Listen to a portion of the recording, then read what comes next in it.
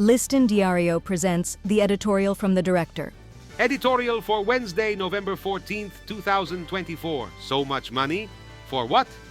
It is disturbing that despite the multi-million-dollar budget allocation available to it, the educational system remains mired in chaos that defies all logic.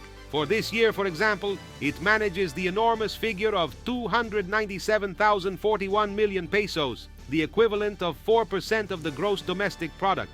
This amount, which represents the largest financial commitment of the state to a sector, seems to be diluted in a sea of problems with no solution in sight.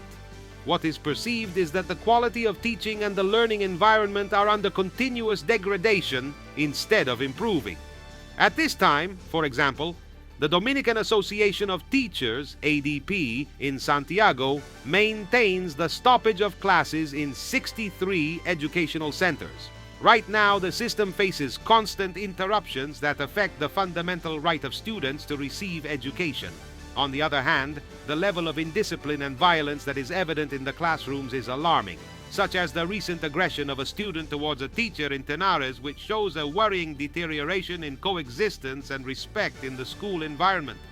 Despite the resources invested in the Ministry of Education, situations of teaching incompetence, facilities in ruins, unfinished schools, and acts of violence between students and towards teachers continue to accumulate. It is evident that the problem is not the lack of money, but the lack of management and the disdain for solving the root problems.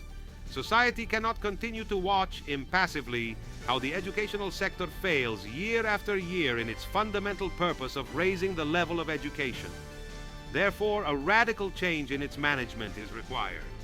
A change that allows each peso invested to contribute directly and effectively to the training of students, creating a safe and conducive environment for learning. The question remains, so much money for what? For Liston Diario, voiceover and translation by Danny Leon. Liston Diario presented the editorial from the director.